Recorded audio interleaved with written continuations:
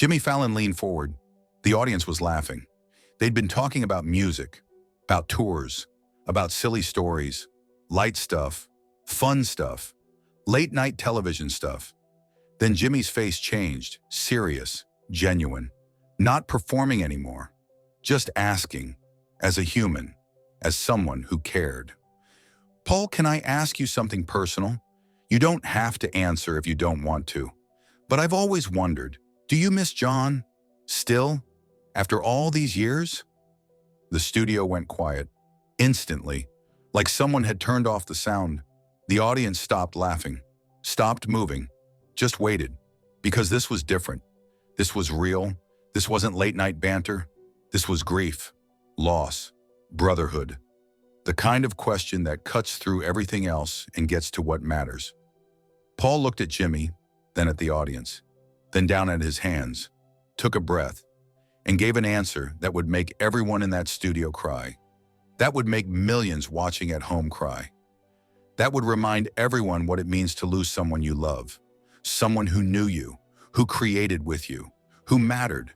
This is that moment, the question, the answer, the silence, and what it taught everyone about grief, memory, and love that never ends even when the person does. September 16th, 2021, The Tonight Show, Studio 6B, Rockefeller Center, New York City, 11:35 p.m. Paul McCartney was promoting something, a reissue, a documentary, some project that brought him to late-night television. He was 79 years old, still making music, still touring, still creating, still being Paul McCartney, living legend, former Beatle, icon, all the labels that followed him everywhere. But tonight, sitting across from Jimmy Fallon, he was just Paul, older Paul. Paul who'd lived long enough to see friends die, to experience loss, to understand what it means when someone who defined half your life is gone forever. Paul who'd spent 41 years without John, longer than he'd spent with him, 41 years of missing, of remembering, of wishing. The interview had been light, fun. They'd talked about new projects, old stories, funny moments.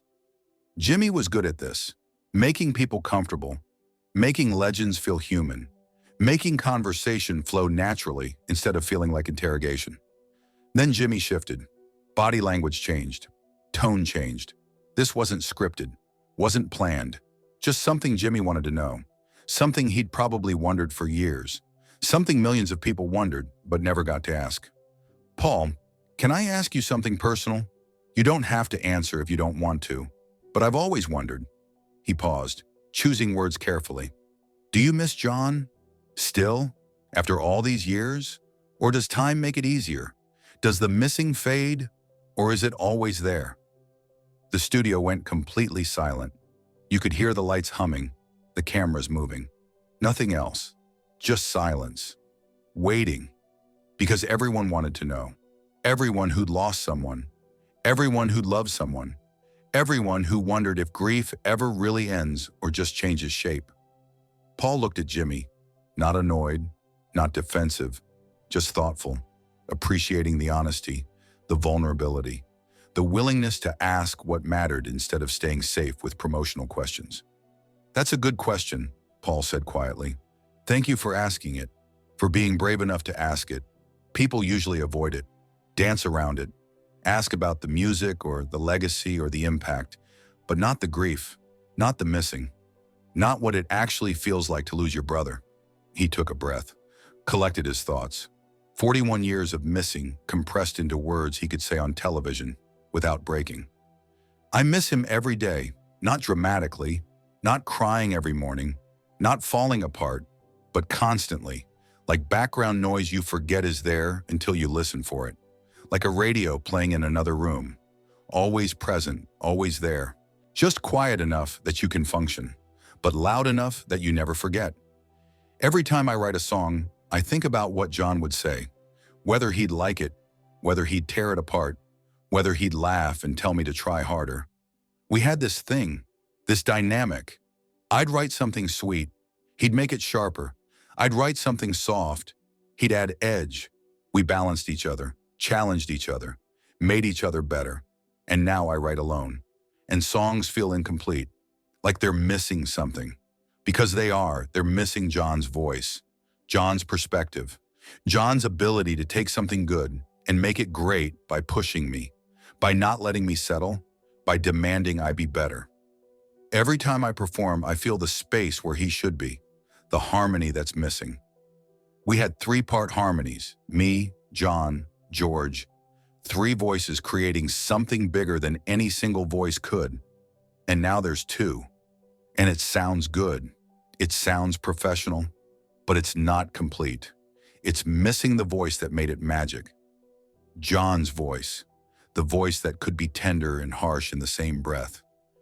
The voice that made our music special, that made it the Beatles instead of just another band. Every time something important happens, good or bad, I want to call him, tell him, get his reaction, his humor, his honesty. When my kids do something amazing, I think John would love this. When something funny happens, I think John would make that into a story. He'd tell it better than anyone. When something hurts, I think John would understand. He'd know what to say, or he wouldn't say anything. He'd just be there. But I can't call, can't text, can't reach out, because he's been gone 41 years, longer than we were together. I've lived more of my life without him than with him. That's strange. That's hard. That never stops being hard.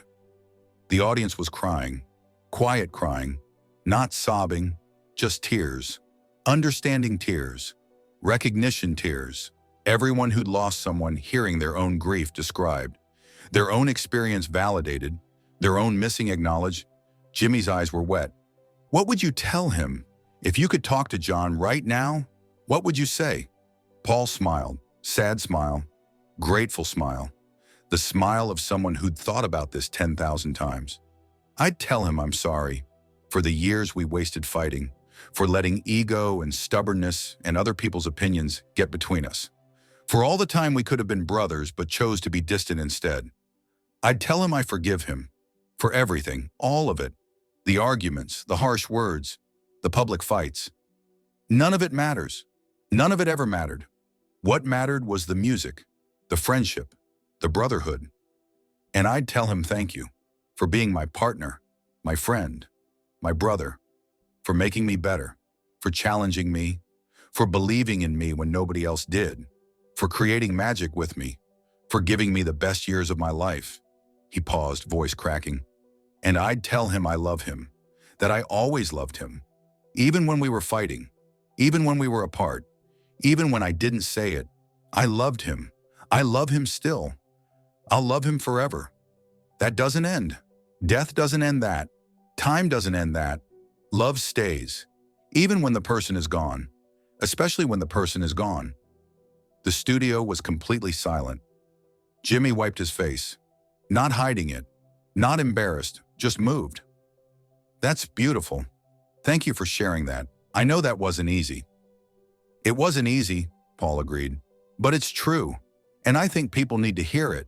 People who've lost someone, people who are grieving, people who think they should be over it by now. Grief doesn't end. It changes. It softens. But it doesn't end. And that's okay. That's how it should be. Because love doesn't end. So why would grief? Jimmy nodded. How do you live with it? The missing? The grief? What helps? Music helps. Creating helps. Remembering the good stuff instead of focusing on the end. John and I had 20 years together, from teenagers to adults, from nobody to the Beatles, from Liverpool to the world. 20 years of magic, of creativity, of brotherhood, of laughter. Yes, the last few years were hard. Yes, we drifted apart. Yes, there was tension and fighting and pain. But 20 years of magic doesn't get erased by 2 years of difficulty. I choose to remember the magic, the partnership, the friendship, the music we made together, the life we lived together. That's what keeps me going. That's what honors him. Not grief, not missing, but gratitude. For having known him, for having loved him, for having created with him. Do you talk to him? Jimmy asked quietly. In your head? When you're alone? Do you have conversations with him? Paul smiled. Real smile this time. Warm smile. All the time, constantly, daily. I'll be writing a song and I'll hear his voice, clear as day. That's rubbish, Paul. Try again. Or, that's predictable. You can do better. He never let me get away with lazy writing. Never let me settle for good enough. He pushed. Always. So now when I write, I hear him pushing, challenging, making me work harder, making me be better. And I'm grateful for that voice. Even if it's just memory, even if it's just my imagination filling the space he left. Or I'll play something I'm proud of. Something I think is genuinely good. And I'll hear him laugh. That John laugh. The one that meant approval. The one that meant, okay, mate, you got me. That's actually brilliant. And I'll feel proud. Actually proud. Because John's approval, real or imagined, still matters. Still validates. Still means something. Sometimes I argue with him. In my head. About music. About decisions. About life. We'll have full conversations. I'll explain why I'm doing something. He'll tell me it's stupid. I'll defend it. He'll concede or I'll change my mind. And I know that sounds crazy. Talking to someone who's been dead for 41 years. Having arguments with a memory. But it's not crazy. It's connection. It's keeping him present. It's refusing to let death have the final word. It's saying you're gone, but you're not gone. Not completely. Not from me. Not from my life. Not from my creative process. You're still here. Still influencing. Still mattering. Because I won't let you be forgotten. Won't let you be just history. You're still alive in me. In my work. In my love. I don't know if that's real. If his spirit is actually there. Guiding me. Watching me. Laughing at me. Or if it's just my memory of him. My imagination filling the space he left. Creating comfort where there's absence. But it doesn't matter. Real or imagined, it helps. It works. It keeps him present. It reminds me he's not really gone. Not completely. Not in the ways that matter most. The audience was openly crying now. Not just tears. Sobbing. Because Paul had articulated something universal. Something everyone who'd lost someone felt but couldn't express. That the dead aren't really gone. That love keeps them present.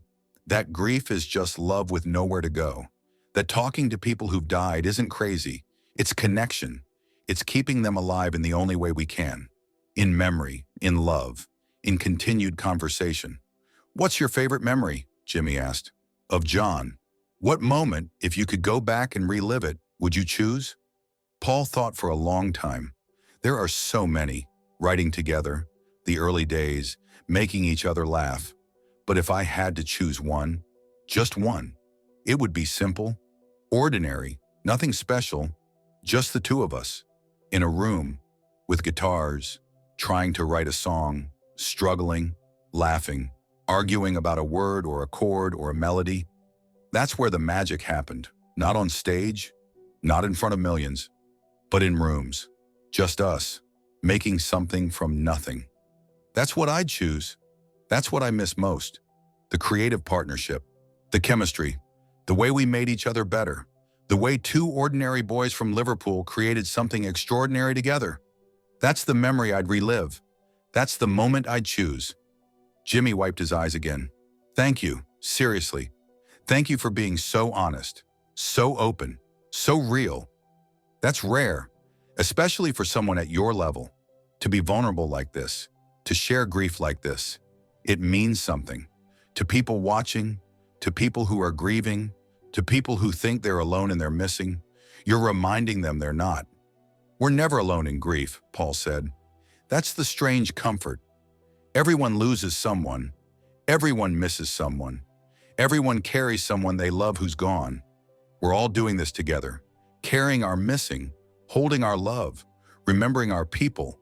That's human. That's universal.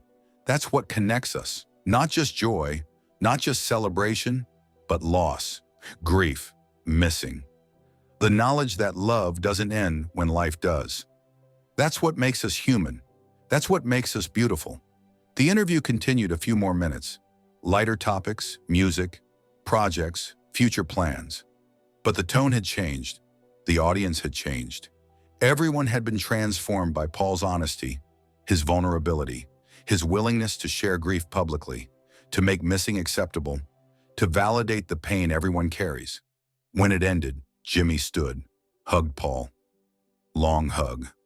Thank you for everything, for the music, for the memories, for tonight, for being real, for reminding us that legends grieve too, that grief is love, that missing is honoring. Thank you.